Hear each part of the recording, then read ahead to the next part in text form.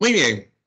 Buen día con todos. Gracias por sus saludos en el chat. Buenos días nuevamente a todos. Gracias a los que han saludado en el chat. Luana, Alejandra, Cristian, Richard, Nicole, Alejandra Grecia, Lisbeth, Sol, Alexis, Arnold, Sijara, Mariana. Buen día con todos. Buenos días. Estamos iniciando entonces nuestra sesión de nuestro curso de economía de esta semana 3. Buenos días, Milagros, Luana, buenos días. Buenos días.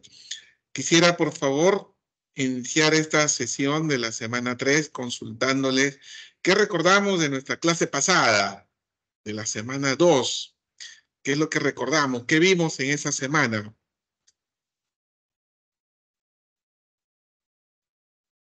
Me escriben en el chat, por favor, a ver qué recuerdan, qué tema, qué punto, qué se llevaron a casa de esa sesión de la semana 2. Todos, por favor.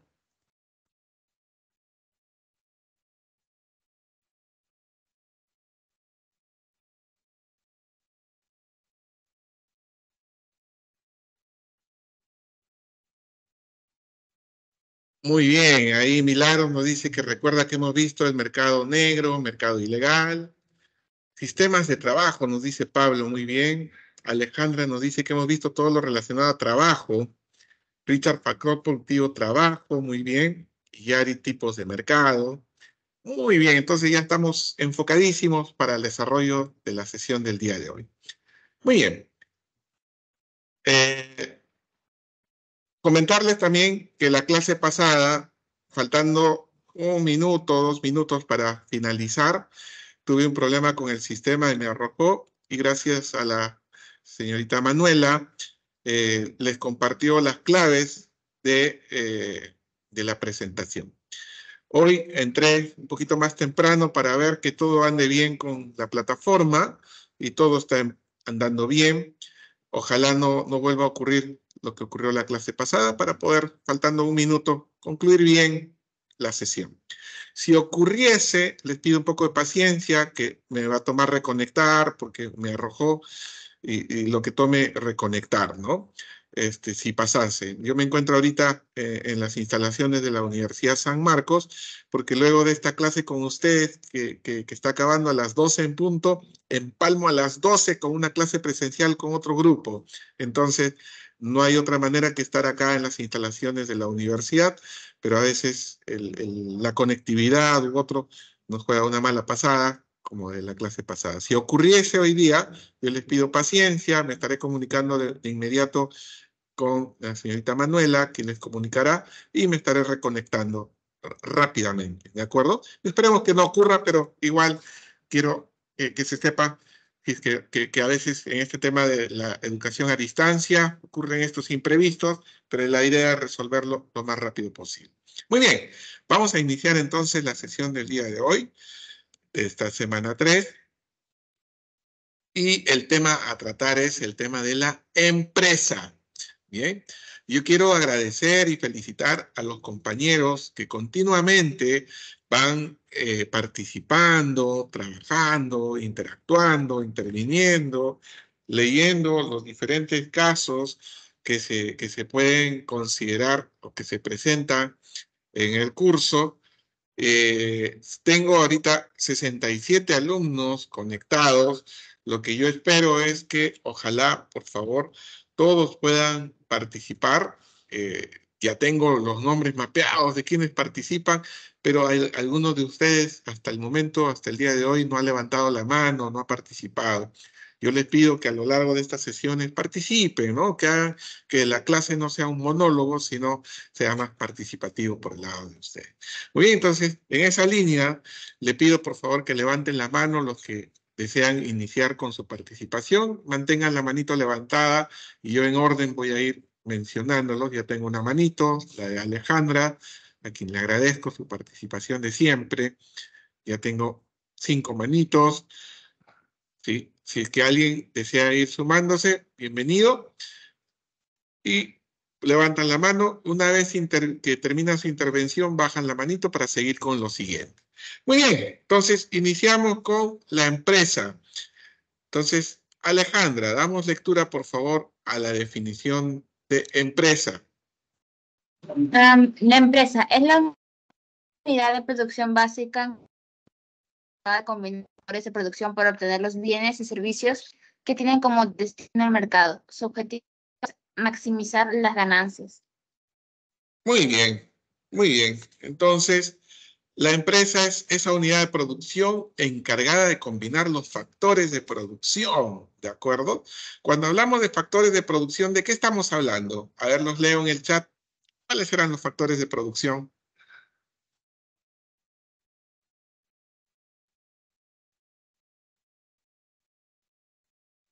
¿Cuáles serán los factores de producción? Les soplo, a ver. Una de ellas era tierra. Aparte de tierra, ¿cuáles eran los otros factores? Claro, naturaleza o tierra. Muy bien, Richard. Trabajo, muy bien. Y ahí Richard nos ha indicado el trabajo. Sijara ya nos ha indicado trabajo, tierra, capital, naturaleza. Valeria también, naturaleza, empresa, estado, capital. Richard, capital, empresa. Sol, tierra, trabajo, capital. Kimberly, capital. Richard, estado. Guillari, naturaleza, trabajo, capital, empresa, estado. Sergio, la tierra, el trabajo, el capital, la tecnología. Grecia, tierra, trabajo, estado, capital. Muy bien, estos son los factores de producción. Y entonces en la empresa donde se combinan estos factores de producción que hemos mencionado. Otra pregunta. ¿Cuál será la finalidad, el propósito, el objetivo principal de toda empresa con fines de lucro?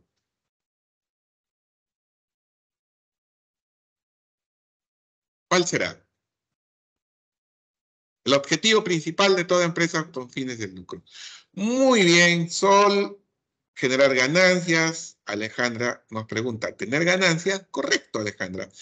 Valeria, generar ganancia. Mirela, la ganancia, la utilidad, la rentabilidad. ¿De acuerdo? Generar beneficios económicos. Muy bien, Sergio, Mercedes. Muy bien. Entonces, el objetivo de la empresa con fines de lucro es maximizar las ganancias. Eso no se olviden. Ese es el objetivo principal. ¿De acuerdo? Que los socios, los accionistas, los que invierten, tengan ganancias. ¿De acuerdo? Si no tienen ganancias, una empresa con fines de lucro obviamente está con la predisposición a desaparecer. ¿De acuerdo? Muy bien. ¿Qué más? Seguimos entonces con las características de la empresa. Muy bien. Entonces, en este caso, Iyari me va a mencionar cuáles son las características de la empresa. Las características son: tiene un fin económico. En la actividad económica, la empresa es la responsable de organizar los factores productivos para la producción. También tiene un fin lucrativo. El objetivo de constitución de la empresa es lograr la máxima ganancia. La empresa produce para vender a los precios más altos posibles. Tiene un fin mercantil. La empresa produce bienes y servicios destinados al mercado. La producción que está dirigida al mercado se denomina mercancía. Tiene una organización propia.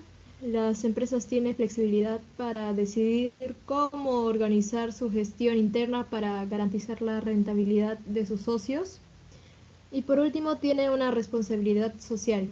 Las empresas buscan mejorar sus procesos para rentabilizar las inversiones en esos cambios.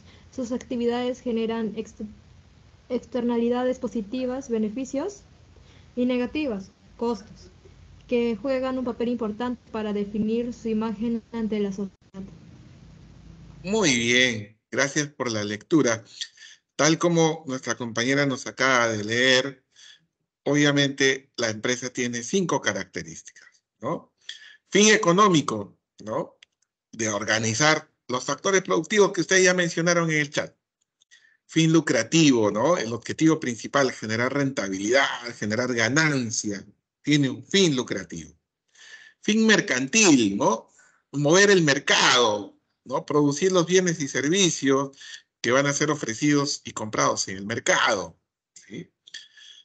Tiene una organización propia, va a haber una estructura, la empresa va a tener una cabeza, un gerente general, un director ejecutivo, y vamos teniendo una línea de gerencia, gerentes, de finanzas, recursos humanos, logística. Vamos a tener de pronto subgerentes, supervisores, ya la parte operativa, ¿no? Quienes realizan el trabajo. Tiene responsabilidad social, y acá nos recuerda mucho esta definición, lo que vimos la clase pasada, ¿no? Con respecto a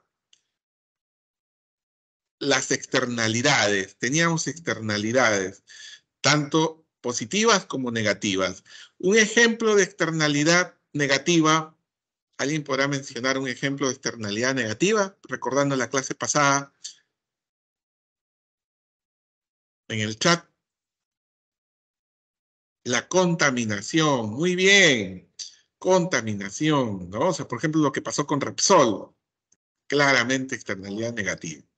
¿Algún ejemplo de externalidad positiva? Ahí en el chat, por favor.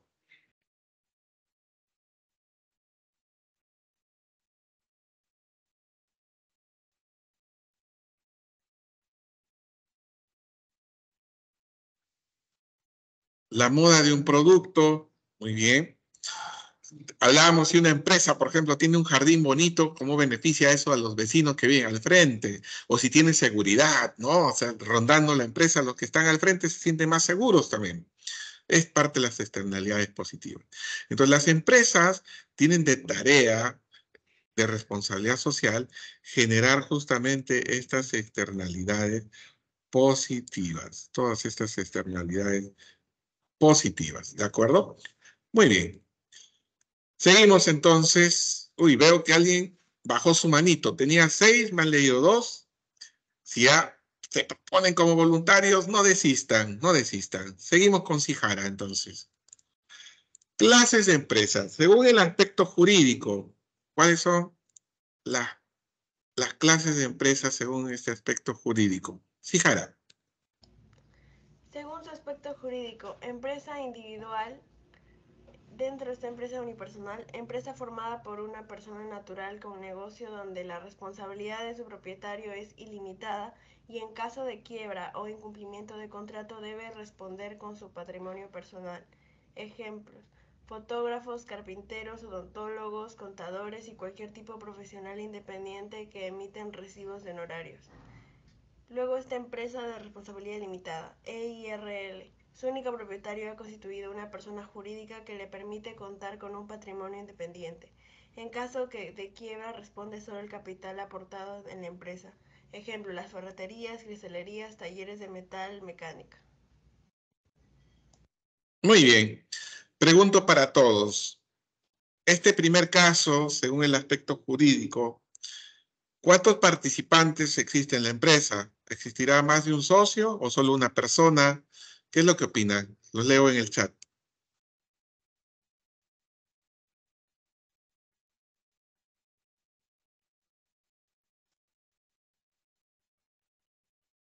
Muy bien, Alejandra, una persona. Antes de esto, agradezco igual a Macarena, que nos dijo en el caso anterior de la externalidad positiva, lo de la seguridad. A Mercedes, habló de la conservación del medio ambiente. Muy bien. Lorenzo, las campañas navideñas.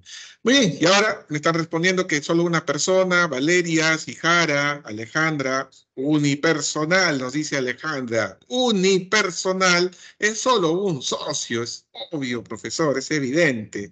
Muy bien, Alejandra. Richard, una sola persona. Y Yari, solo una persona. Sergio, solo una persona. Muy bien, recordemos entonces que estas empresas individuales, tenemos dos tipos, la unipersonal y la empresa individual de responsabilidad limitada. ¿Cuál de los dos, si tiene algún problema, por ejemplo, de quiebra, si tiene un problema financiero, recurre a los bienes de la persona involucrada, a sus ahorros personales, a su casa? ¿Cuál de los dos tendrá un nivel de responsabilidad en el cual es ilimitada, que recurre incluso al dinero o a los bienes de la persona? ¿Cuál de los dos? Muy bien. Mercedes, Richard, la unipersonal, ¿de acuerdo? Esta unipersonal es de responsabilidad ilimitada, ¿sí? Responsabilidad ilimitada, ahí está, ¿de acuerdo?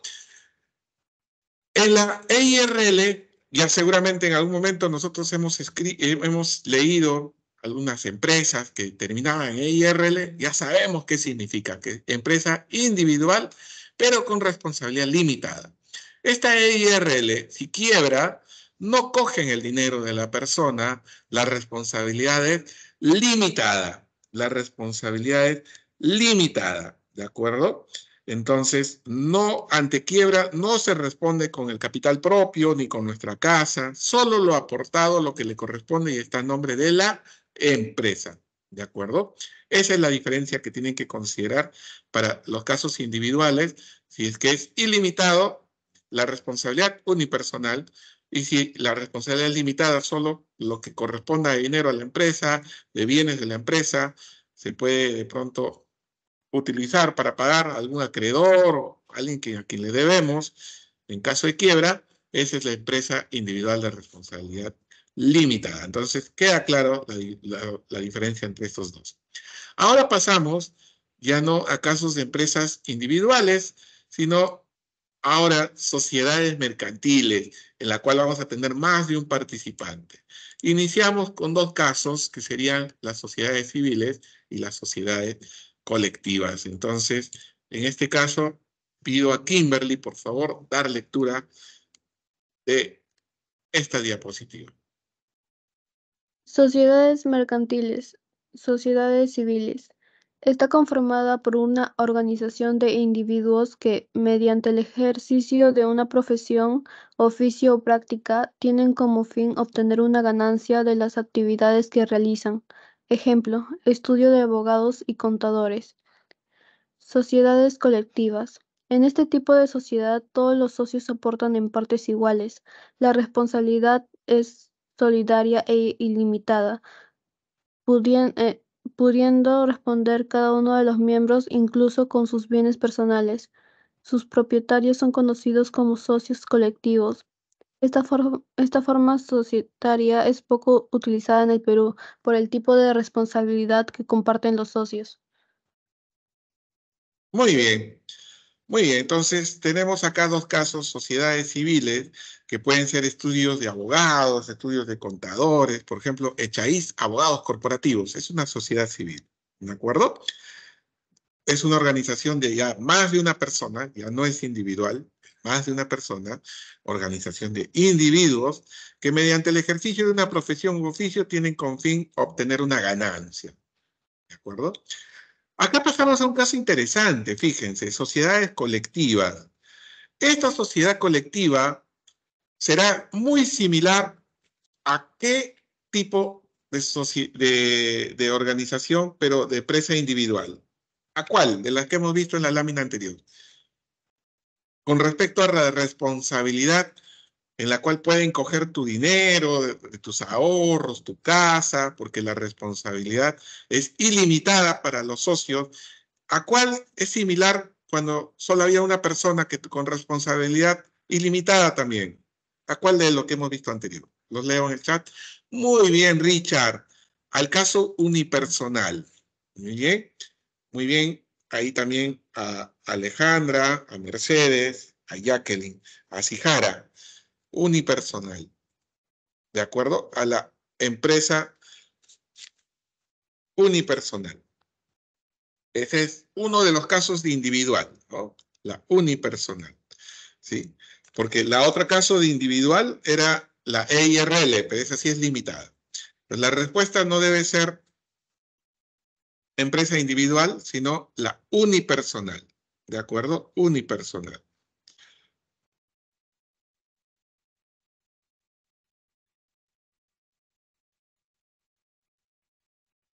Muy bien, entonces queda claro que es la unipersonal, en la cual la diferencia es que la unipersonal es una sola persona con responsabilidad ilimitada, y en este caso varias personas con responsabilidad ilimitada.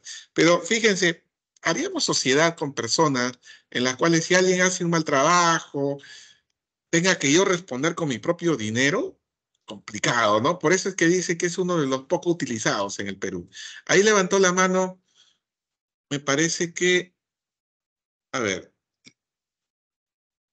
¿querían hacer una pregunta o es parte de Kimberly? Le bajó la manito. No, no le baje. Si quiere participar, luego ya llegamos, Kimberly.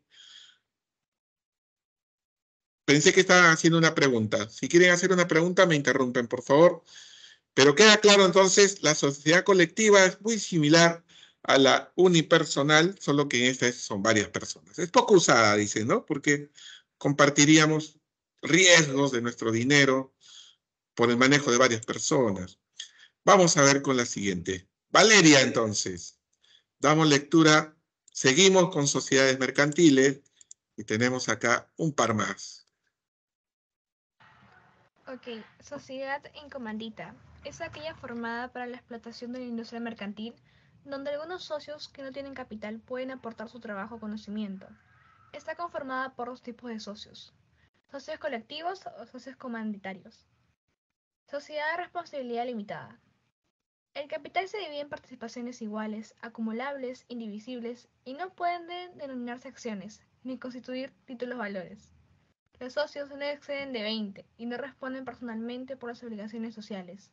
Es decir, tienen responsabilidad limitada. Ejemplo, XX Sociedad de Responsabilidad Limitada o XX SRL. Muy bien. Entonces acá tenemos sociedad en comandita, ¿sí? O la sociedad de responsabilidad limitada. La comandita no es otra sociedad en la cual, por ejemplo, vamos a tener un socio capitalista, que es el que pone el dinero, ¿sí? Que será el comanditario, y un socio colectivo que va a hacer que genere el trabajo, ¿no? Es socio con su tiempo, ¿no? Entonces, alguien dice, no, yo no tengo tiempo para dedicarme a la empresa, pero sí pongo mi aporte capital, socio capitalista. Y otro dice, no, yo quiero dedicarme a la empresa, pongo mi tiempo y mis conocimientos, y ese es mi aporte, ¿de acuerdo? Entonces, esa es la sociedad en comandita. También tenemos la sociedad de responsabilidad limitada. ¿Esta a cuáles de las individuales se parece con respecto a las limitaciones de responsabilidad? Muy bien, ahí, Sijara, está súper atenta. Sijara, Carla, a la EIRL, ¿no? La EIRL es la empresa individual de responsabilidad limitada en la que una sola persona, pero con responsabilidad limitada. Ahora, muy parecida a es la sociedad, ya más de una persona, pero también con responsabilidad limitada. ¿Puede haber una SRL, una sociedad de responsabilidad limitada, con 22 socios? ¿Qué opinan?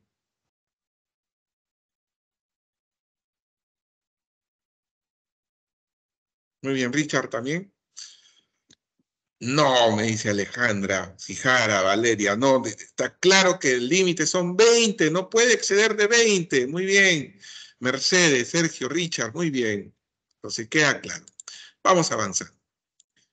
También de este mismo tipo de sociedades mercantiles tenemos un caso de sociedad anónima. Entonces, nuevamente pido voluntarios, por favor, levantamos las manos los que desean participar. Levantamos las manos, por favor, los que desean participar. Y ahí estamos con Carla, luego sigue Valeria, luego Kimberly. Muy bien, Carla, sociedad anónima. Sociedad anónima es una sociedad de capitales con responsabilidad limitada. El capital social está dividido en acciones nominativas que constituyen títulos valores. La propiedad de las acciones está separada de la gestión de la sociedad para cumplir con su finalidad. Existen 3 órganos de administración que deciden sobre la dirección y la gestión de la empresa: la Junta General de Accionistas, el Directorio y la Gerencia. Es la forma societaria más extendida en el Perú y tiene 2 figuras especiales: la sociedad anónima cerrada y la sociedad anónima abierta. Muy bien. Entonces, sociedad anónima seguramente es la que más conocemos, la hemos escuchado, ¿no? ¿Y qué quiere decir SAC? S-A-C.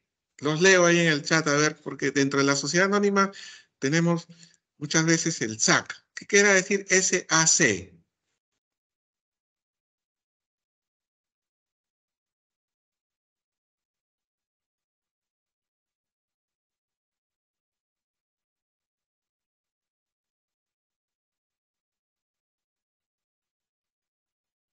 cerrada, sociedad anónima cerrada. Muy bien, muy bien. Sijara, Richard, Arnold, Sol, Iyari, Mía, Valeria, Alejandra, Mercedes, sociedad anónima cerrada, que justamente es lo que nos indica en la última línea.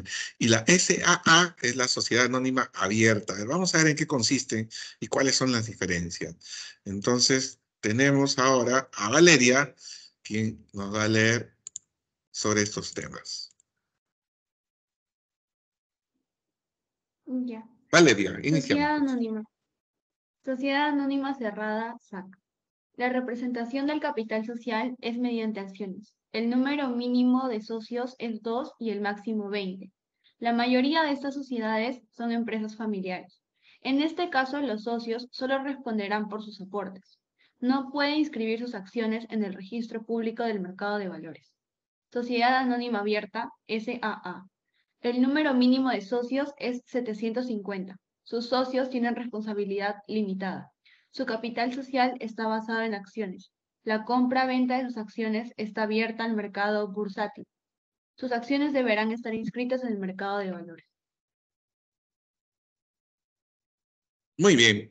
Entonces acá tenemos justamente la sociedad anónima cerrada, por ejemplo ahí el ASGPS, o la sociedad anónima abierta como Austral Group SAA. Pregunto, si es que se tiene, por ejemplo, 800 socios, ¿a cuál de los dos corresponderá?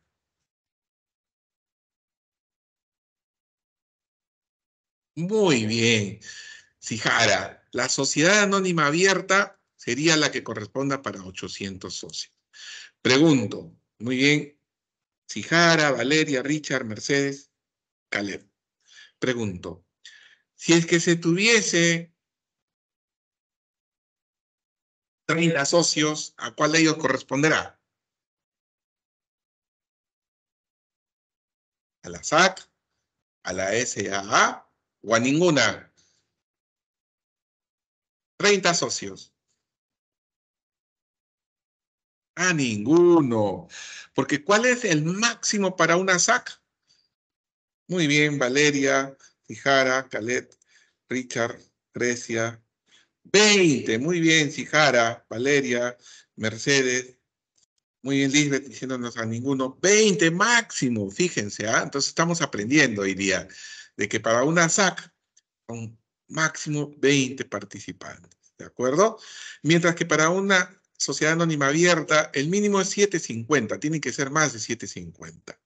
¿Sí? Y esta sociedad anónima abierta ya tiene acciones en el mercado bursátil, llámese el mercado de valores, por ejemplo, la Bolsa de Valores de Lima, entre otros. ¿Bien?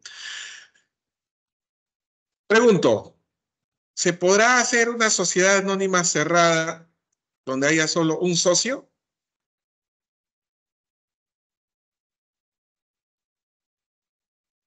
No, muy bien, no, muy bien. Muy bien a todos los que han respondido, no, ¿de acuerdo? Se necesita un segundo socio, por eso muchas personas buscan, oye, quiero abrir mi SAC, ¿no? Si solamente te quiero poner para cumplir con esta regla, entonces indico, ¿no? A ver, yo voy a tener un 99.9% de acciones, tú solo un 0.01. Oye, pero no es nada. Sí, es que la empresa es mía, solo necesito tu firma para... Me piden 2. A veces ocurre. Pero si ya son dos socios que quieren invertir realmente los dos, mitad, mitad, 50-50, cada uno de ellos tiene 50% de las acciones. Si son dos socios. ¿De acuerdo?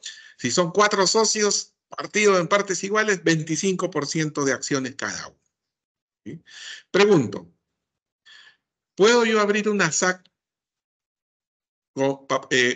con mi esposa? ¿Una pareja de esposos podría abrir una SAC? ¿Qué opinan? Son 2.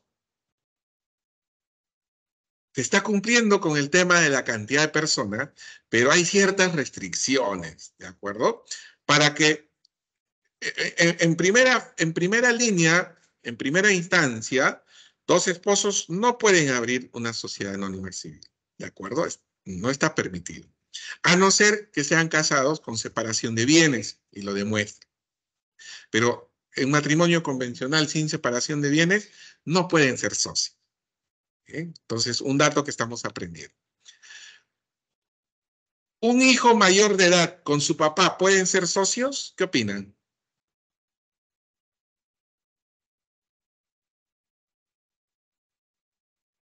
Una persona, un hijo o una hija mayor de edad con su papá, con su padre, ¿podrían ser socios?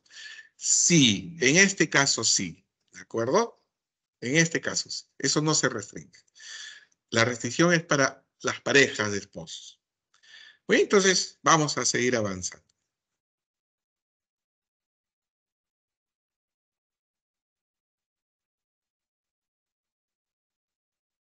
Y tenemos ahora a Kimberly. Por el Con el régimen, régimen de propiedad. empresas públicas, organizaciones que trabajan con capitales del Estado, cuyos fines son el bienestar social antes que el lucro o beneficio empresarial, pueden estar constituidas bajo el derecho público o el derecho privado. Las empresas de derecho público son aquellas personas jurídicas creadas por una ley promulgada para tal fin. Las empresas de derecho privado son aquellas personas creadas bajo el marco de la Ley General de Sociedades. Empresas privadas, organizaciones que trabajan con capitales privados, cuyo fin principal es obtener un lucro o ganancia dependiendo de las condiciones del mercado donde se desempeñen. Muy bien. Entonces, en este caso tenemos por el régimen de propiedad empresas públicas como Petroperú y empresas privadas como Cipe Globcom, que es una empresa privada. ¿De acuerdo? Entonces, les pregunto a ustedes, por ejemplo, ¿Enel será pública o privada? Me responden en el chat.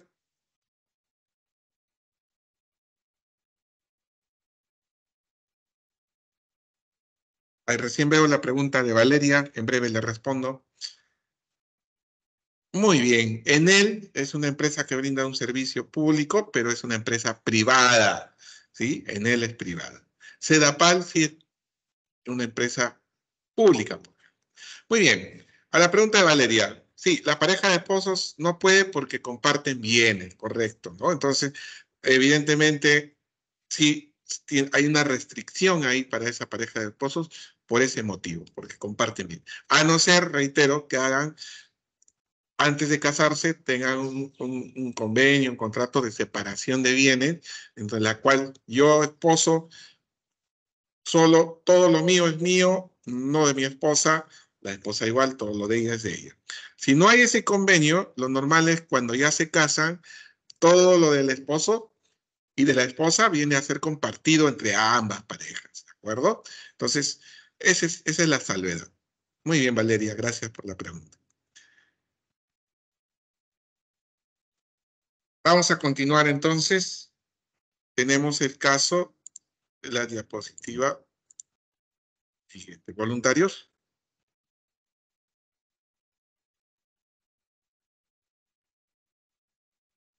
¿Voluntarios? Levantamos la mano. Los que no han participado hasta ahora, no conozco la voz de algunos de ustedes. A ver, voluntarios que no hayan participado hasta ahora. Tenemos a Richard, muy bien, agradezco. ¿Más voluntarios de los que no han participado todavía, por favor? ¿Quieren que los llame uno por uno? Muy bien, tenemos un segundo voluntario. Agradezco a Arnold. Muy bien, iniciamos con Richard. Por el régimen de propiedad. Por el régimen de propiedad, cooperativas. Es una asociación autónoma de personas que se han unido voluntariamente para hacer frente a sus necesidades y aspiraciones económicas, sociales y culturales comunes por medio de una empresa de propiedad conjunta y democráticamente controlada. Representan un modelo empresarial en el que los objetivos económicos y empresariales se integran con otros de carácter social, consiguiendo de esa forma un crecimiento basado en el empleo, la equidad y la igualdad. Ejemplo, cooperativa de producción, cooperativa agrícola, cooperativa de ahorro y crédito, cooperativa de servicios, cooperativa de viviendas, cooperativa de turismos. Según estadísticas del INEI, en el Perú existen 1.600 cooperativas, de las cuales 164 son cooperativas de ahorros y créditos. Muy bien. Entonces, Queda claro, la cooperativa, ¿no? Es un grupo de personas, una asociación que se han unido voluntariamente para cubrir sus necesidades, sus aspiraciones económicas, sociales, culturales, ¿no? Y de manera conjunta, obviamente, controlar la cooperativa, ¿no? Muy bien, ese es el caso de la cooperativa. Seguimos con Arnold y por el tamaño de la empresa. ¿Se me Arnold. escucha bien? ¿Se me escucha, Sí, profesor? antes de que inicie su lectura, mencionar que todos tengan en este momento, obviamente, esta diapositiva y en sus cuadernos o en la misma diapositiva, de alguna manera, recuerden que ha habido una actualización del valor de la UIT. Cuando se presentó el material para poder considerar para este ciclo, todavía se mantenía con el valor anterior, pero evidentemente en las últimas semanas, iniciando el año, se ha tenido esta actualización que les voy a mencionar. Entonces, vamos a tachar lo que dice 4.950 y vamos a considerar la actualización. ¿Alguien sabe cuál es la UIT última, la actual? 5.100.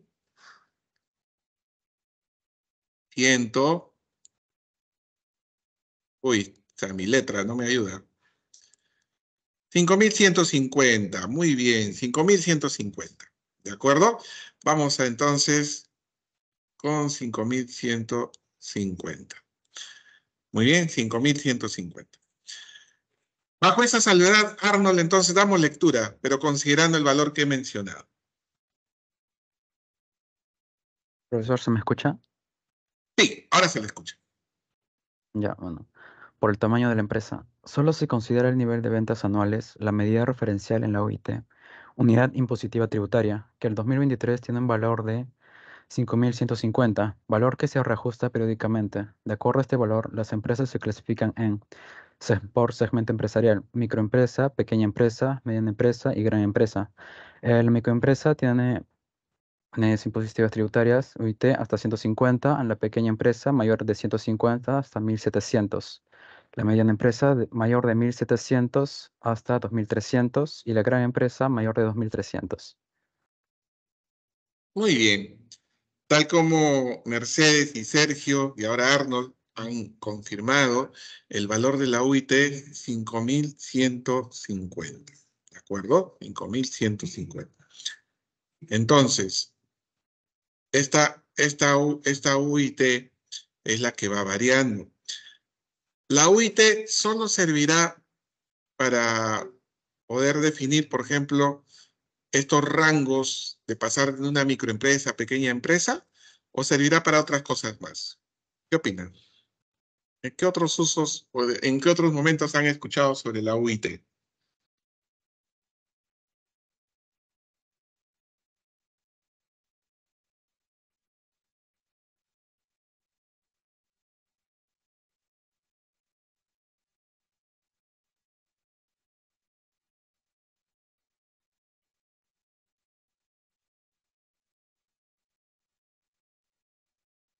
Multas, muy bien.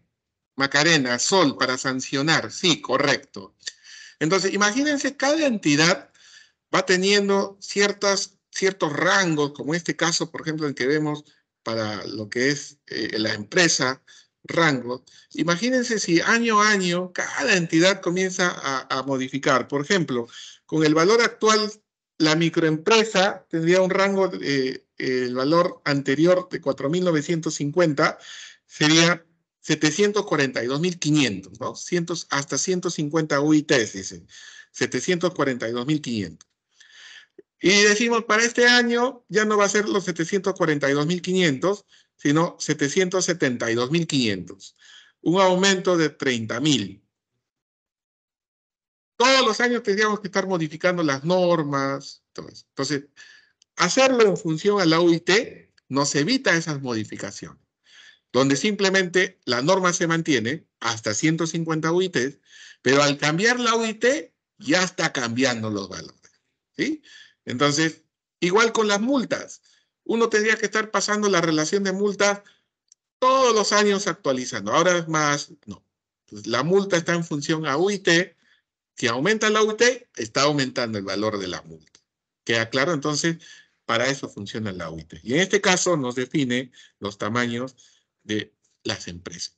Pregunto yo, si una empresa tiene una venta anual de 300.000 soles, ¿qué tipo de tamaño de empresa será? Erika nos dice los impuestos. También, muy bien, Erika, muy bien.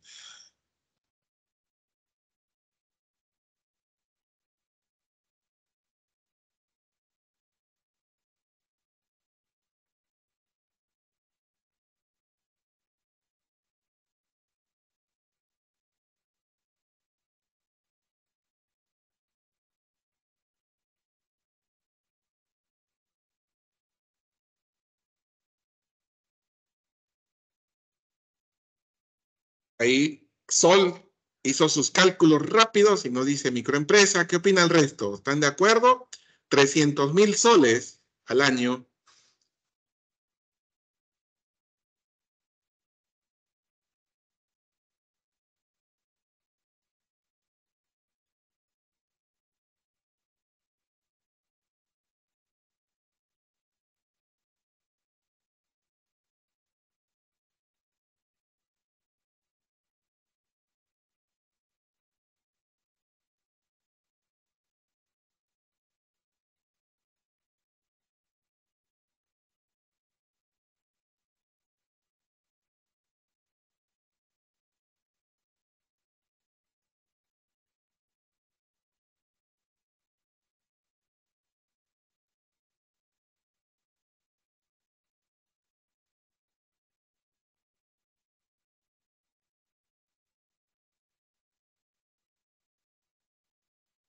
Muy bien.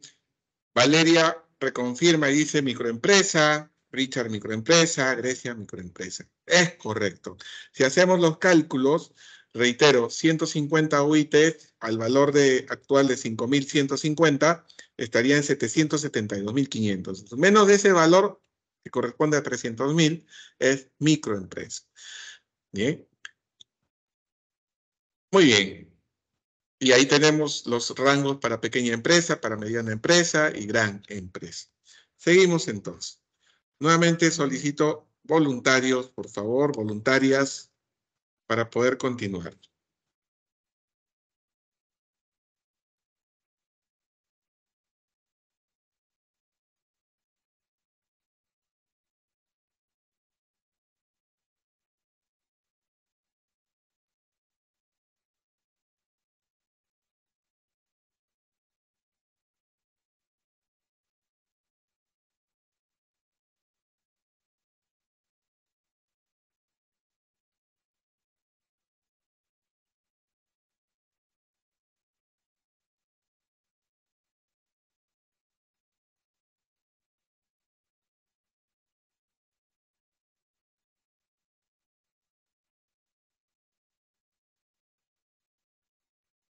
Arnold nuevamente, muy bien. Y Alejandra, muy bien. Gracias a ambos.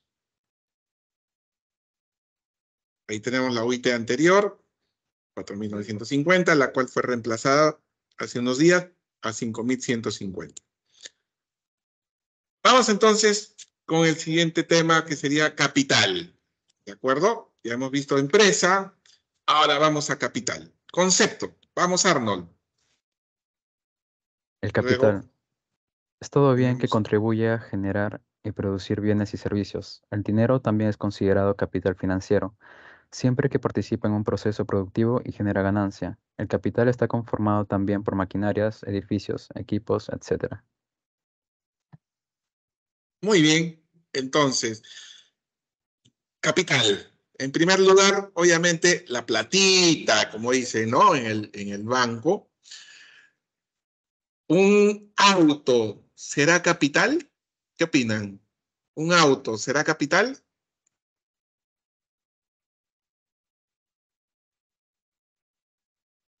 ¿O depende? Muy bien, Sol. Depende. Muy bien, Sijara, Richard. Sí, tal como indica Alejandra, si es que el auto se va a emplear para alquilarlo, pero si es para mi uso, no. ¿De acuerdo? A veces genera dinero, muy bien, Alejandra, Mercedes, muy bien. Milén, depende del uso que se le da. Muy bien, Alejandra, a veces. Muy bien. Si es un auto para uso propio, no. Igual que la casa, ¿no? Si es que es para alquilar la casa, sí. ¿De acuerdo? Una máquina, ¿no? Una máquina para el campo, por ejemplo, ¿será capital o no? Ese sí, ¿no? Ese sí, difícil que alguien compre una máquina para trasladarse al trabajo, pues, ¿no? Ese netamente es capital. Muy bien, muy bien. Seguimos entonces. Así es, muy bien. Uy, tenía más manitos levantadas. Alejandra, Milén, tenía la manito de Yasmín también me parece, ¿ah? No bajen sus manitos. Vamos, Alejandra. Origen del capital. Origen del capital. Enfoque clásico. Acción del hombre sobre la naturaleza y es el excedente económico que permite la acumulación de riqueza. Mientras que el enfoque marxista es la acumulación de plusvalía y la acumulación originaria. Muy bien. Ahí le agradezco por haber dado lectura a esta diapositiva, pero le pido ahora que nos vayamos al material, ¿de acuerdo? A nuestro material. Nos vamos al material y ahí tenemos el enfoque clásico y el enfoque marxista, que acaba de mostrarse en resumen en la diapositiva. Entonces, damos lectura, por favor. Milén, nuestro material. Enfoque clásico, origen del capital. Profesor, ¿me escucha? Sí, se le escucha. Antes de continuar, el mismo favor de todas las semanas para algún compañero que no tenga el material. Alguno de ustedes que, por favor, con mucha solidaridad, apoyo a los compañeros, puedan compartir, por favor, el material ahí en el chat.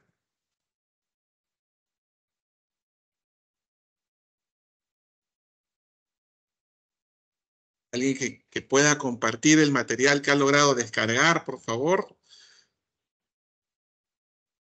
Les pido para ya irnos al receso en un minuto. ¿Alguien pueda compartir el material? Regresamos, Milén, con la lectura que estaba realizando en breve para no interrumpirla. Muy bien, Milagros.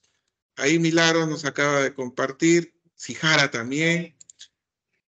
Ahí los que no tienen el material, ahora lo tienen ahí gracias a las compañeras Milagros y Sijara. ¿De acuerdo? Ahí entonces les pido que retornemos luego de que indiquemos en breve, en un minuto, la salida al receso, que retornemos puntuales. El receso solo es hasta las 11:10. ¿Sí? Muy bien, ya tocó la hora de nuestro receso, entonces tomamos nuestro receso de 11 a 11:10. Un vaso con agua, un jugo, una manzanita, un plátano, ir a los servicios y retornamos 11:10, por favor. Gracias.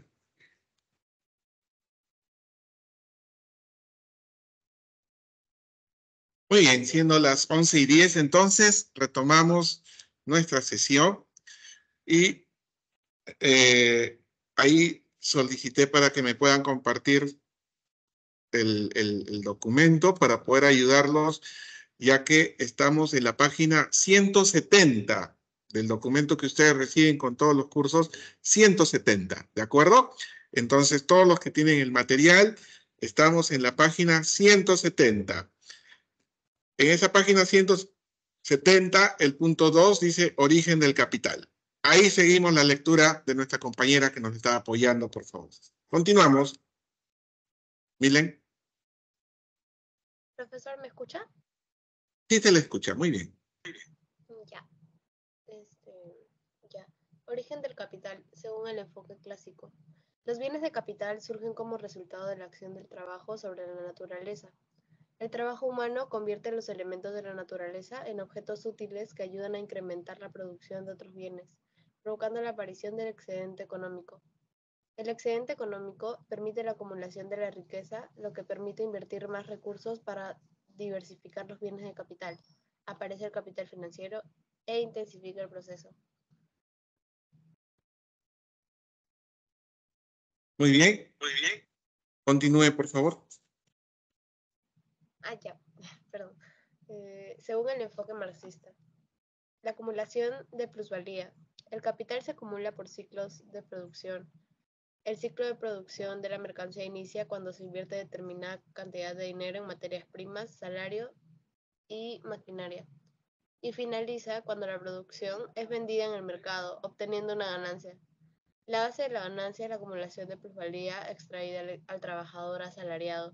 La teoría de la plusvalía sostiene que el valor de los bienes generados de la producción es creado por el trabajador, pero es retenida por el capitalista como propietario de los factores productivos.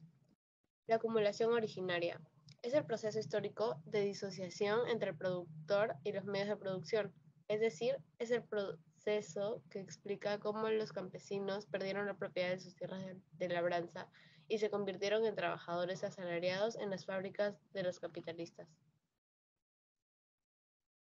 Muy bien, gracias. Entonces, estos enfoques, tanto clásico y marxista, nos lleva a definir, por ejemplo, clases de capital. Y vamos a tener entonces, según el enfoque marxista.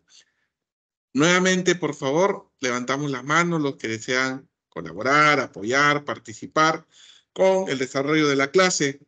Veo, por favor, estoy atento a sus participaciones. Gracias, Alejandra. ¿Quiénes más?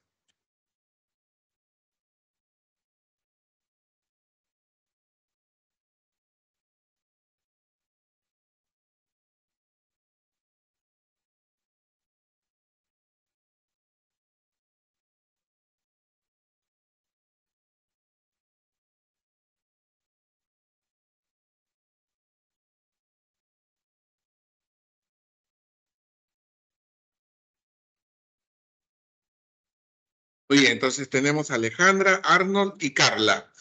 Muy bien. Entonces, vamos con Alejandra.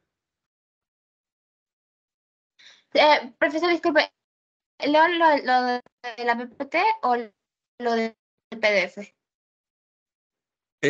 La PPT. Ok. Alejandra, la PPT. Entonces, sí, según el enfoque marxista, Perfecto. constante, está compuesto por los insumos y herramientas. El valor de estos es transferido en la producción de nuevas mercancías, no genera más valor de que ya tiene como bien de 2, variable. Está compuesto por el capital invertido en el pago de la fuerza de trabajo. Este genera un excedente o plusvalía que se queda con el capitalista. B, según el enfoque clásico, fijo. Está compuesto por las fábricas y máquinas usado en la producción de nuevos bienes y utilizado en varios procesos de producción. Y 2, circulante. Constituido por aquellos bienes que solo es posible emplearlos una sola vez. Ejemplo, insumos, electricidad y mano de obra. Muy bien. Entonces, esto es las clases de capital según el enfoque marxista y según el enfoque clásico. Ahora vamos a ver según su rol en las finanzas. Ahí me escribió Lisbeth. Muy bien, Lisbeth, sí puede participar, porque no estamos leyendo el documento que han intentado descargar, sino la PPT. Bien, Lisbeth, levante la manito para que le toque participar con la PPT. ¿De acuerdo? Lisbeth, ¿me escucha? Me escribió un mensaje. Muy bien.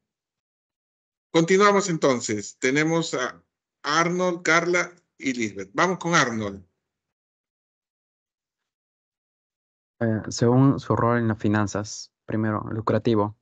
Es el capital formado por bienes que no participan en el proceso productivo. La propiedad del capital genera ingresos cuando utiliza para financiar el consumo, prestamistas o el alquiler de viviendas. Segundo, comercial. Es el capital acumulado en la actividad comercial, es decir, es fruto de la diferencia del precio de compra y precio de venta. El capital comercial o de negociación puede estar en manos de personas o empresas que realizan una gran cantidad de operaciones a diario. El capital comercial se refiere a la cantidad de dinero asignada para comprar y vender diversos valores. Tercero, financiero. Es el capital en forma de dinero que pertenece a los bancos y que se utiliza para financiar la actividad empresarial. Participa en el proceso productivo. Así. Muy bien. Entonces tenemos, según el rol en las finanzas del capital, que puede ser lucrativo, ¿no? Que es el capital formado por bienes, ¿no? Que no participan en el proceso productivo. Por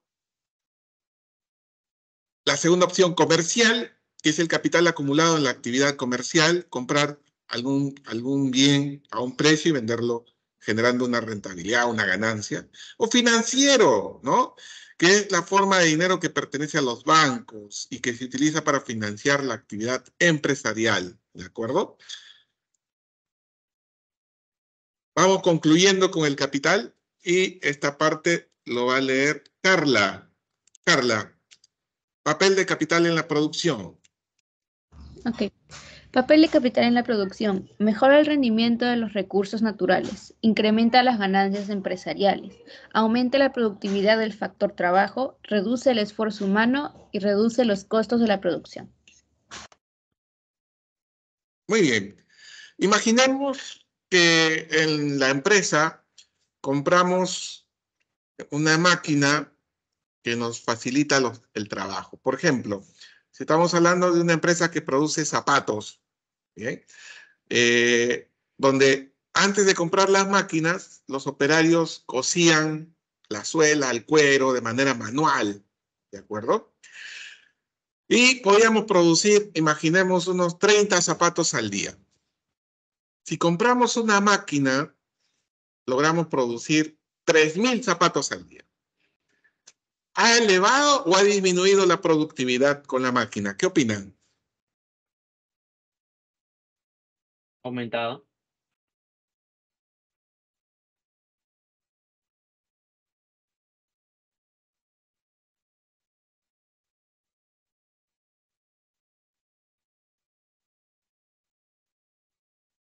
Muy bien. Se está elevando, hay un aumento de la productividad, hay una mejora en el rendimiento, ¿no? Ese es el papel que debe generar el capital. Incrementa las ganancias empresariales, aumenta la productividad. Muy bien ahí, Lisbeth, Grecia, Sergio, Arnold, Mercedes, Valeria, aumenta la productividad. ¿Se reducirá el esfuerzo humano? O sea, esa persona que cosía manualmente el cuero con la suela, ahora es una maquinita quien lo hace, ¿no? Y esta persona se encarga de supervisar la máquina, de darle mantenimiento. ¿Se reduce o aumenta el esfuerzo humano?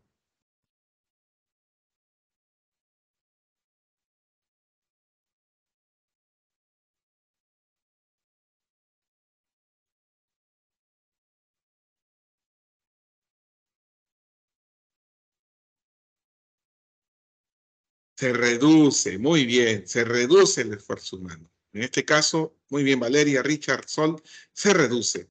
Y esos son justamente el papel que genera el capital para poder ir mejorando y logrando reducciones del esfuerzo e incrementos de la productividad, reducciones de los costos e incremento de los rendimientos. Muy bien, Sergio también, reduce. Muy bien, vamos a pasar a un tema nuevo que es el de la circulación. Entonces ya hemos terminado con lo que es la empresa, hemos terminado con lo que es el capital y ahora vamos con lo que corresponde a la circulación. ¿De acuerdo? Circulación. Muy bien, Lisbeth. Leemos lo que está en el cuadradito celeste, por favor, Lisbeth. Luego Carla, que levanta la mano. Lisbeth desea participar. ¿Si llega a cargarle la diapositiva o es lo que mencionaba que no le carga? ¿La diapositiva sí lo llega a ver?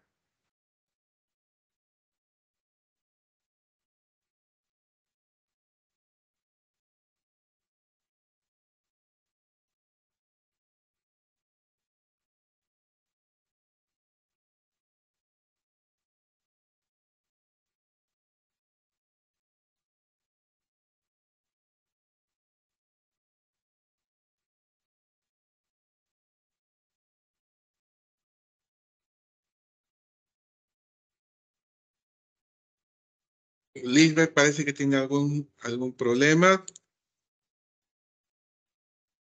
Bueno, continuemos entonces con Carla. Cuando guste Lisbeth, me avisa para participar.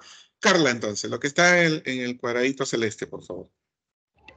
Ok, la circulación, oferta de bienes y servicios. Empresas se van al mercado por la demanda de factores productivos y luego se da la producción. La demanda de bienes y servicios es por parte de las familias y la oferta de factores productivos hacia el mercado, lo que genera el consumo. Fase del proceso económico en la que se realiza el traslado y el intercambio de los bienes, servicios y factores de producción. Muy bien, muy bien. Entonces, esa es la circulación. Muy bien. Y vamos a tener algunos elementos de la circulación. Vamos a tener algunos elementos de la circulación. Ahí les pido, por favor, que podamos seguir ahora el material. Levanten la mano los que tienen el material y estamos en la página 172. El PDF 172. Levante la mano, por favor, quien tiene el PDF y quiera colaborar. Muy bien. Ahí tenemos entonces a Camila. Elementos. Vamos, Camila, en primer lugar con comerciantes y luego vemos los otros 4 elementos. Usted misma me ayuda. Vamos con comerciantes, la lectura del PDF. Comerciantes son los intermediarios, personas naturales y o jurídicas que se dedican a la compra y venta de mercancías, comercio. Entre ellos tenemos mayoristas, minoristas, especuladores y comisionistas. Muy bien.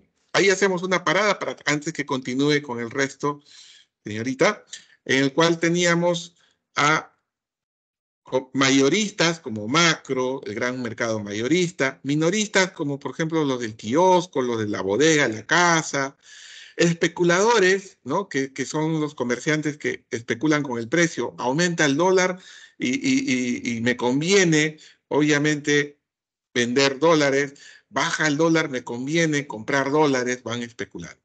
Comisionistas, donde tenemos personas que, por ejemplo, como un agente inmobiliario que no es dueño de las casas que se venden, sino solamente hacen el trabajo de venta y perciben una comisión de un 3%, 4% por cada venta de casa. Imagínense una casa que se vende en 100.000 soles, ellos percibirían 3.000 soles por ese trabajo de venta, marketing, atención a los clientes para que visiten la casa. Esa es parte de un comerciante que trabaja por comisión.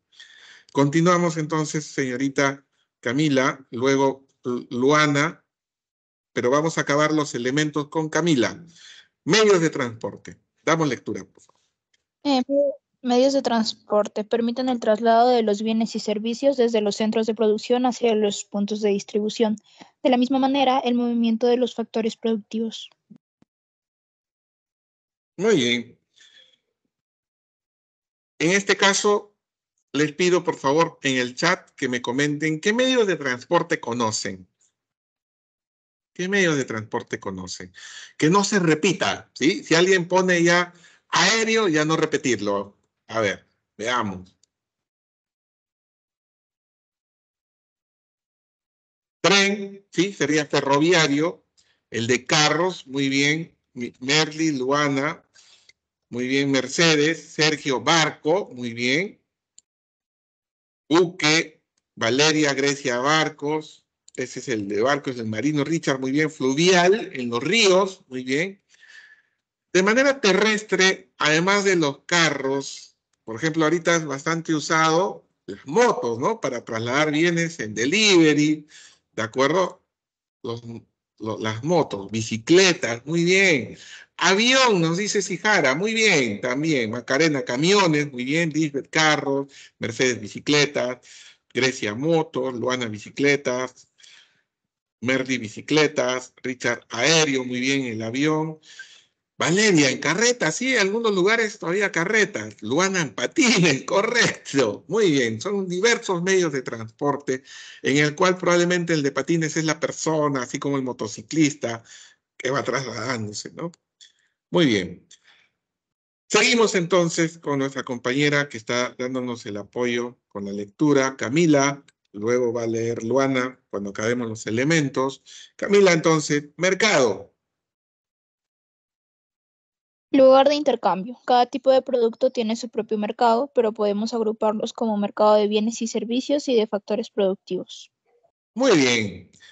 Ya se acerca la hora del almuerzo, así que el ejemplo va a caer propicio para ir preparando el estómago. Mercado, por ejemplo, de pollo a la brasa. Podrá ser Norquis, KFC, Rockies. Existen muchos competidores de ese rubro, por ejemplo, que es un lugar donde se intercambian productos, donde hay compradores y donde hay vendedores. Seguimos. En el caso del mercado tenemos factores productivos, por ejemplo, mercado de estos camiones que pueden servir para producir, o también vamos a ver los siguientes conceptos que va a leer de sistema de pesos y medidas. Seguimos, Camila. Sistema de pesas y medidas. Uso del sistema métrico decimal para facilitar el comercio. Estados Unidos, Liberia y Birmania son los únicos países en el mundo que no han adoptado este sistema.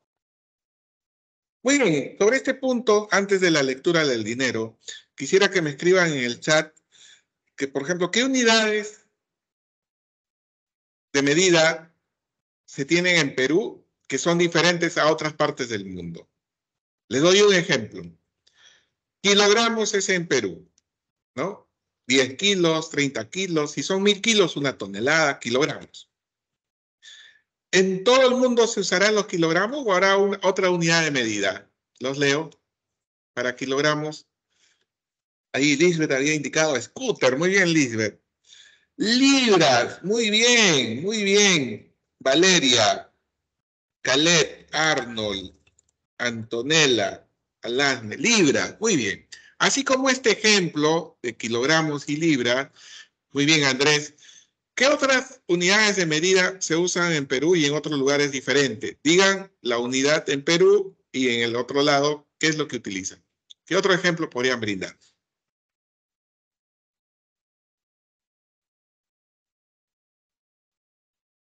Centímetros y pies, muy bien. Metros, pies, codos, ¿no? Pulgadas, ¿no? Centímetros, pulgadas. Pulgadas está en la misma unidad de pies, codos, ¿no? Muy bien, perfecto. En temperatura, por ejemplo, en Perú, ¿qué se usa? Kilogramos y yardas. También, sí, correcto, Macarena, muy bien. Gramos y onzas, nos dice Alan. Muy bien. Muy bien, Iyari también, Valeria con sus ejemplos, Carla. Muy bien. Al lado de temperatura, en Perú, 1000 grados Celsius y en otros lados Fahrenheit. Muy bien, grados Celsius, grados Fahrenheit. Muy bien, Arnold, Erika, Richard. Muy bien, Sijara, grados Celsius, grados Fahrenheit. O Kelvin. Muy bien, Richard. Muy bien. Entonces, ya sabemos sobre el sistema de medida. En cuanto a dinero, continuamos entonces, Camila, con la lectura, por favor. Dinero, medio de pago por los bienes económicos transables. La moneda utilizada como medio de pago internacional se denomina divisa. Muy bien. ¿Cuál será el medio de pago usado en el Perú? ¿Qué monedas se emplean en el Perú? Los leo en el chat. Soles, muy bien. Milagros. Luana. Soles, nos dice Alasne, Milagros. Luana nos dice dólares. Valeria soles. Caleb soles. Erika soles. Grecia soles. Arnold soles. Lisbeth soles. Fijara soles, céntimos de sol, muy bien. Richard soles y dólares. Sergio soles. Muy bien. La unidad monetaria oficial son los soles, ¿no? Pero también podemos pagar con dólares en algunos negocios. Porque uno va al grifo, paga con dólares. A un tipo de cambio no conveniente, pero se puede en algunos lugares pagar con dólares, ¿de acuerdo? Entonces, ¿en qué otras monedas conocen? Digan el país y su moneda, a ver. No vale repetir, ¿ya? Vamos a ver. Leamos qué ponen los compañeros. Intis dice, esa era la antigua moneda peruana. Muy bien, Intis, que en quechua significa sol. En la frontera con Ecuador reciben dólares y soles. Muy bien, sí, claro. Pero ¿cuál será la moneda ecuatoriana? Los dólares americanos se usan en Ecuador, ¿no? En España el euro, los euros, muy bien, Mercedes, Cristian, Luana, euros en Europa, muy bien. Japón, yenes, muy bien, Erika. Sijara, Estados Unidos, dólares. Arnold, libras esterlinas, Inglaterra, una de las monedas más fuertes, muy bien. Arnold. Luana, pesos colombianos en Colombia, muy bien. Manuel, pesos en Argentina. Y Argentina quiere, igual que Ecuador, dolarizar su moneda, ¿no? Pero actualmente pesos. Grecia, México, pesos mexicanos. Richard, libra esterlina en Gran Bretaña.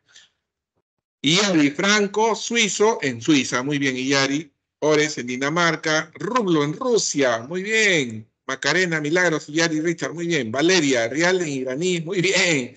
Rublo en Rusia, Mercedes. Rial Saudí en Arabia Saudita, Anthony. Muy bien, entonces, el dinero. El dinero. Ahora sí pasamos a los agentes económicos y acá, por fin llegó el momento de escuchar a nuestra compañera Luana. Agentes económicos son los actores o participantes de la economía, con capacidad de tomar decisiones en la solución de los problemas económicos fundamentales. ¿Qué bienes se deben producir? ¿Cómo se debe producir? ¿Para quién debemos producir? Hogares. Son la unidad económica que demandan bienes y servicios. Se considera hogar al grupo de personas que comparten una misma vivienda, que juntan o total parcialmente sus ingresos para el consumo colectivo de alimentos y bienes. Es una vivienda pueden habitar varias familias.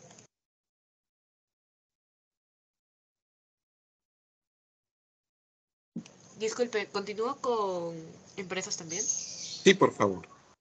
Oh, ok, lo siento. Son las unidades productivas que desarrollan actividades económicas. Están constituidas bajo la Ley General de Sociedades. En algunos casos pertenecen a los hogares o a las unidades de gobierno. Gobierno. Es el agente económico cuya intervención en la actividad económica es compleja. El gobierno acude a los mercados de factores de bienes y servicios como ofertante y demandante. Al igual que las familias, también es propietario de factores productivos, al igual que las empresas, es una unidad productiva. Sin embargo, su papel en la economía está limitada por el sistema político y económico vigente. Por otra parte, el gobierno tiene la función distribuida al colaborar impuestos y realizar transferencias. Resto del mundo. Está conformado por todos los países con los cuales Perú tiene relaciones comerciales y financieras. Asimismo, forman parte de este grupo los organismos financieros internacionales de los cuales el país es miembro.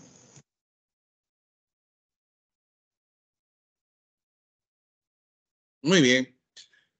Entonces, cuando hablamos, en este caso, tal como ha leído nuestra compañera, a quien le agradezco, de hogares, estamos hablando de la familia, nuestros papás, nuestra mamá, que reciben un salario, tal vez un hermano mayor, ¿sí? Esos son los hogares, ¿sí?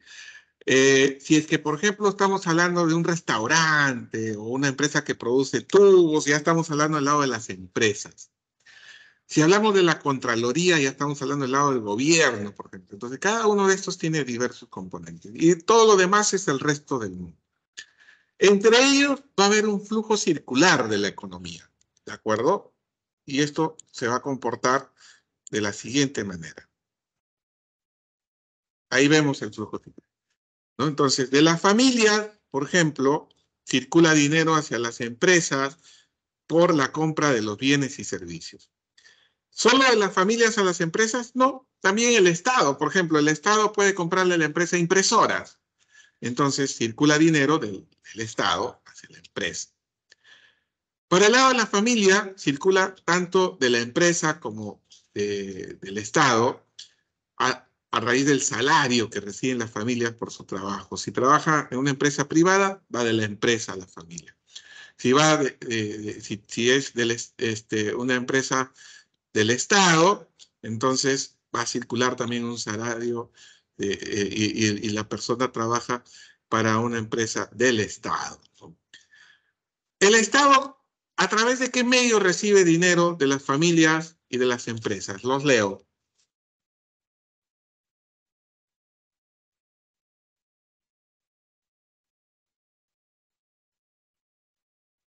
Muy bien ahí, Valeria.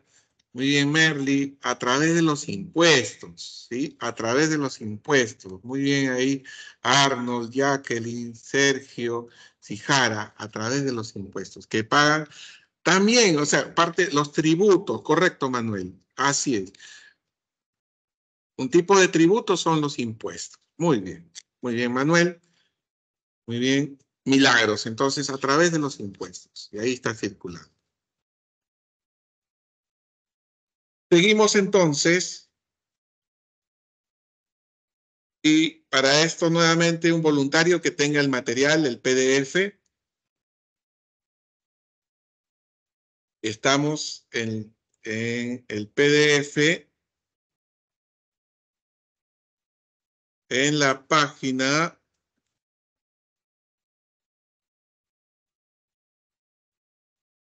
173, polos económicos. Voluntario, voluntaria, por apoyar, por favor. Y participar. No veo manitos levantadas. Su apoyo, por favor. Muy bien. Arnold, muchas gracias. Polos económicos.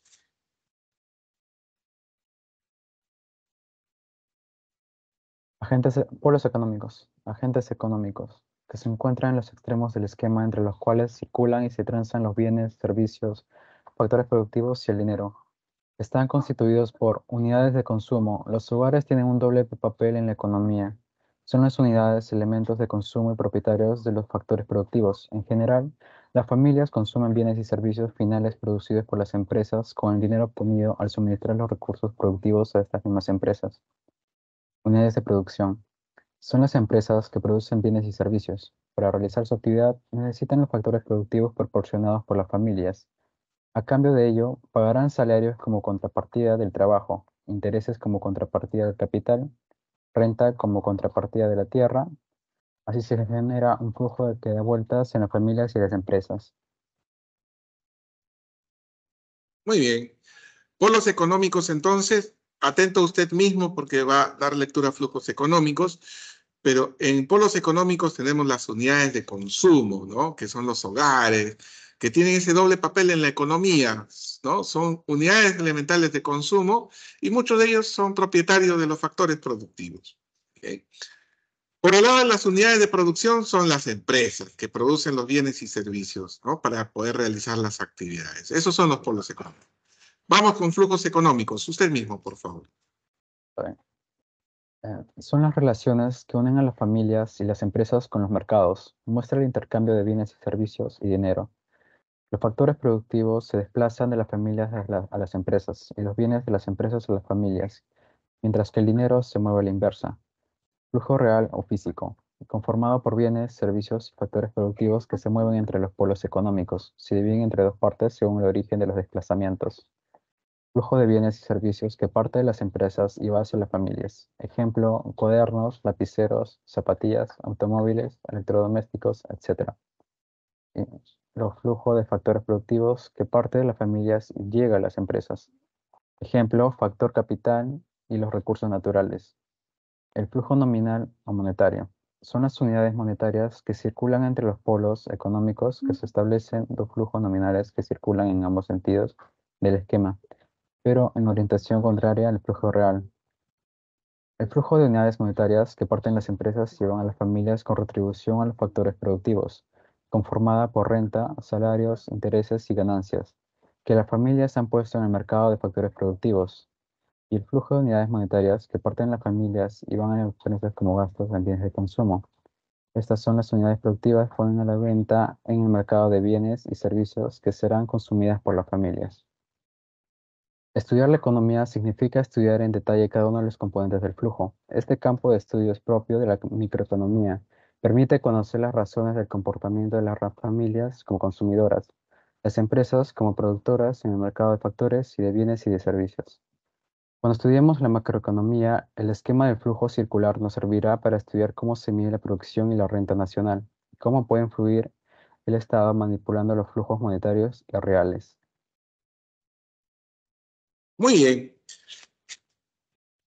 Entonces, vamos a recordar de lo leído y agradezco al compañero por el apoyo, que el flujo real o físico, ¿no?, está conformado por los bienes, servicios y factores productivos, que son los que se mueven entre los polos económicos que hemos mencionado.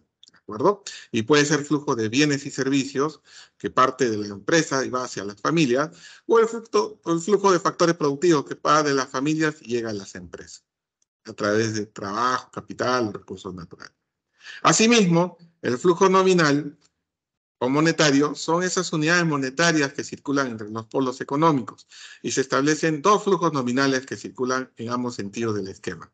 ¿Sí? El flujo de unidades monetarias que parten las empresas y van a las familias por función a sus factores productivos, y el flujo de unidades monetarias que parten la familia y van a las empresas como gasto en bienes de consumo. ¿De acuerdo? Bienes de consumo.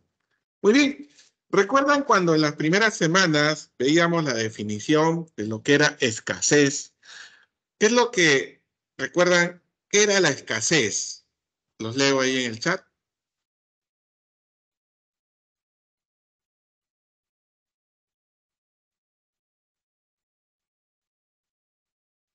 Leo en el chat.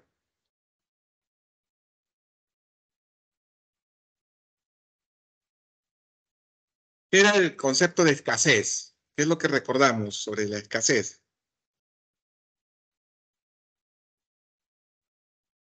Es cuando un producto falta, pero puede ser suplantado por otro, nos dice Alejandra. Mercedes, carencia de algo. Alejandra pregunta si está bien lo que ha indicado. Yasmín, falta de bienes y servicios. Arnold, cantidad limitada de recursos o materia prima. Jara, recursos insuficientes. Muy bien. Tal como vimos en las primeras semanas, nosotros tenemos necesidades ilimitadas. ¿Recuerda la pirámide de Maslow, donde, por ejemplo, hasta comprar una joya era una necesidad? Pero la necesidad más básica, primaria, importante, ¿cuál era? La de alimentación, ¿de acuerdo? Entonces, tenemos necesidades ilimitadas y por otro lado tenemos recursos limitados, correcto. Entonces, ahí muy bien, Yasmín, Arnold, Jara, recursos insuficientes ante necesidades ilimitadas. Algo que es poco, que está limitado en uso, me dice Sol. Miguel, Lisbeth, recursos que faltan, Richard, necesidades limitadas versus recursos limitados. Correcto. Necesidades ilimitadas y los recursos limitados. Ante esa situación se genera la escasez. Y justamente esos recursos limitados se trasladan o se traducen en lo que es el presupuesto familiar. Entonces, siguiente voluntario, me parece que era Milén, pero bajó la manito, para leer presupuesto familiar. Muy bien, Milén, ahí volvió a levantar la manito. Presupuesto familiar.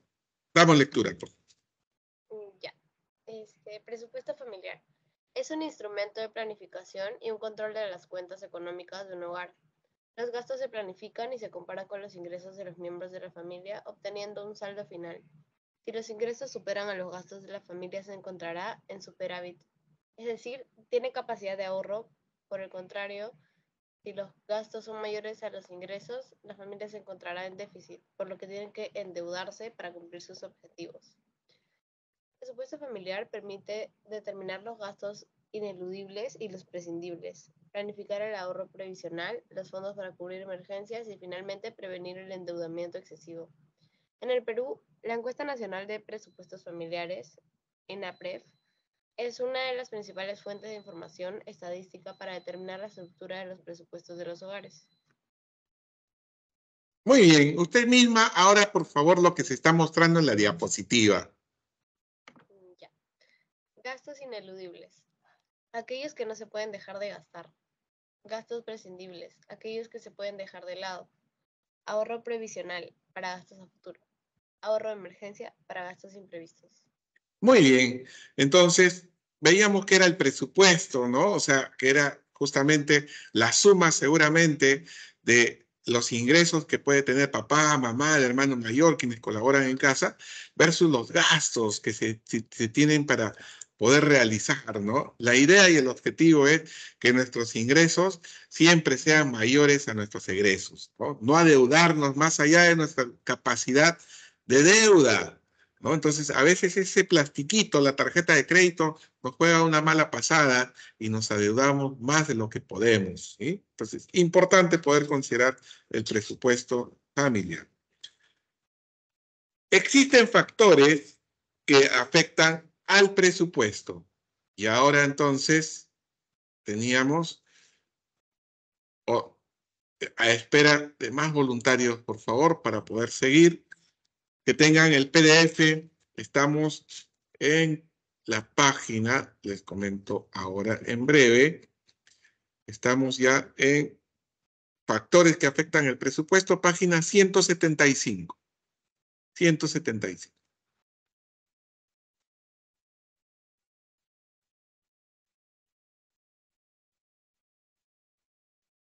Muy bien, Yasmín, muchas gracias. Damos lectura, por favor. Renta absoluta. Factores que afectan el presupuesto. Todos los factores, desde renta absoluta hasta gastos discrecionales. Ok, ¿me escucha el profesor? Factores que afectan al presupuesto, sí se le escucha. Ok, muchas gracias. Okay. Renta absoluta. Es la renta disponible que incluye todos los tipos de ingresos que puede recibir una persona en un año. El consumidor individual determina qué parte de su renta actual va a destinar al consumo basándose en el nivel absoluto anual, el cual incluye las gratificaciones, subsidios y descuenta los impuestos. Estadísticamente se ha comprobado que el nivel de ingreso disponible anual es el factor más importante que determina el consumo de un país. La renta permanente.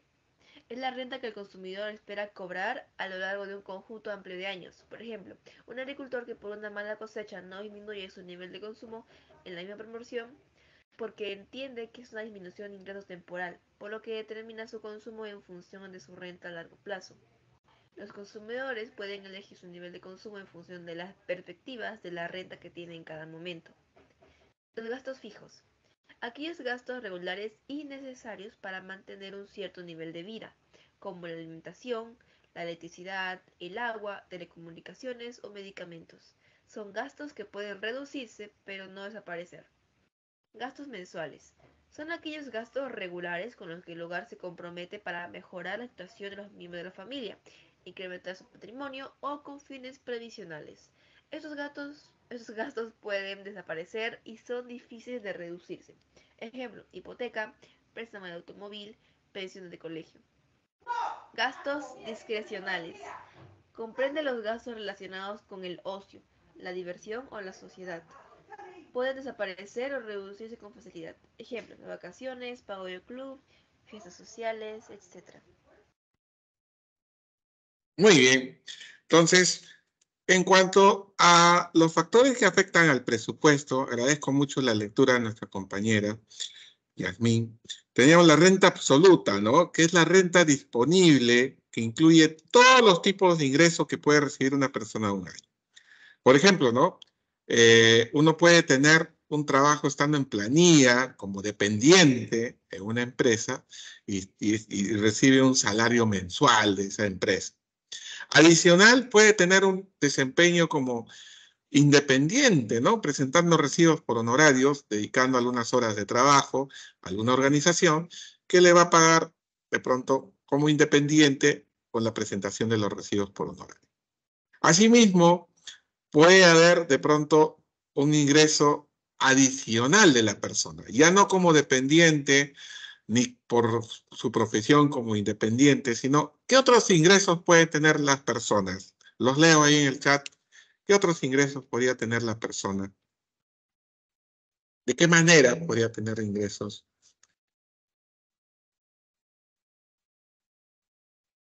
Con su salario por ser dependiente o independiente. Muy bien, con el capital, ¿no?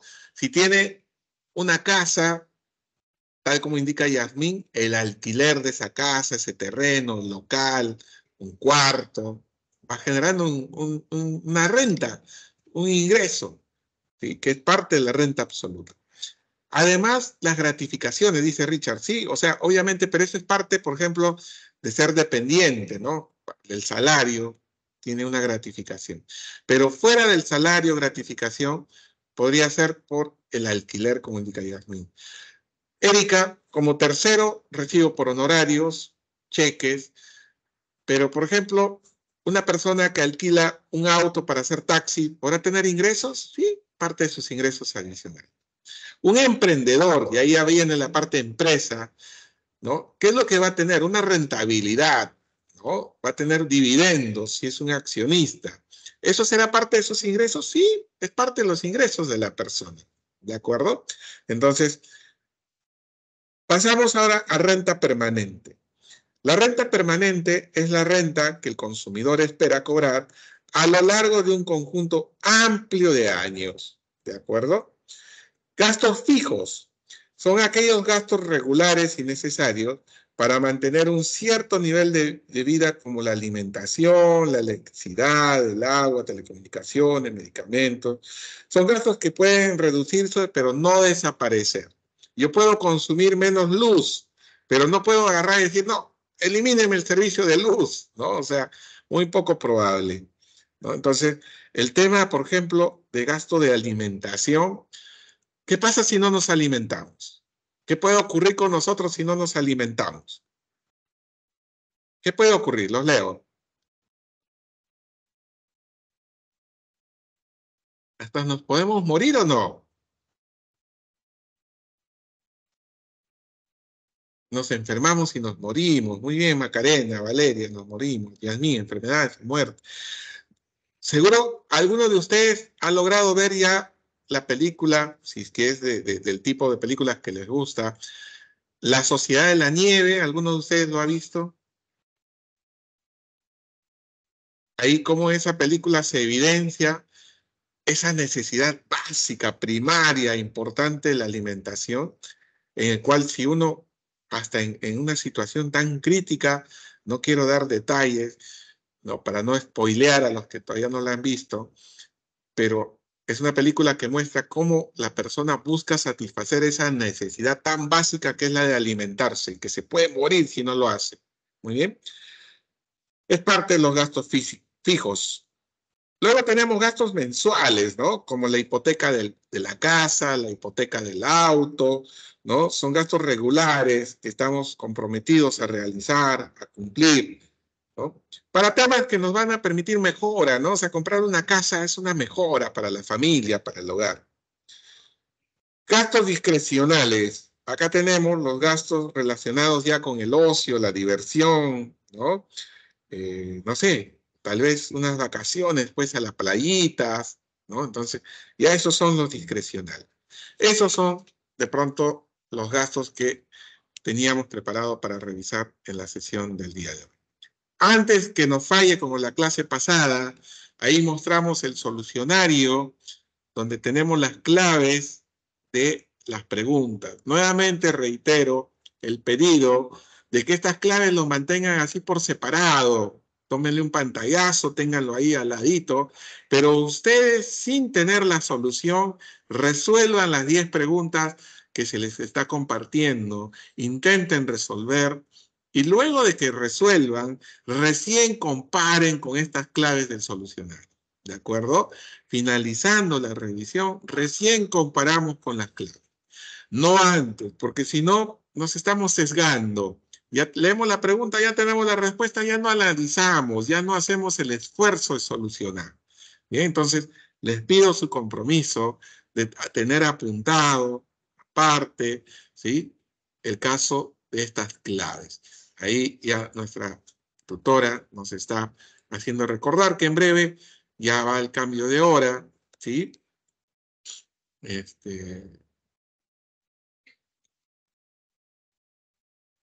Tenemos entonces las claves.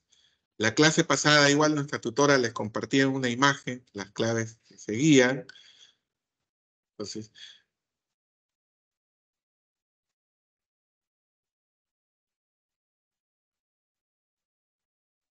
muy bien.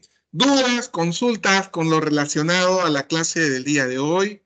Todo claro o alguna duda, alguna inquietud, alguna consulta, algún aporte? En caso que no tengan más dudas, consulta, regálenme en el chat un todo claro, profesor, ¿sí? Para estar tranquilos de que no me están escribiendo, no porque de pronto tengan dudas, sino que haya quedado claro. Muy bien, Erika, gracias. Todo claro. Mercedes, todo claro. Milén, todo claro. Yasmín, muy bien, gracias. Arnold, todo claro.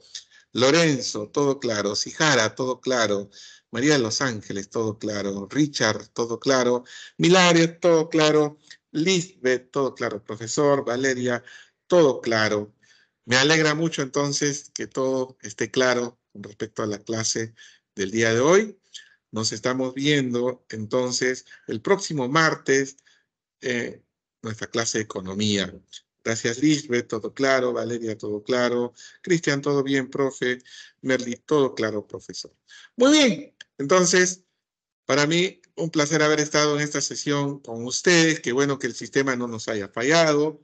Merly nos dice todo claro.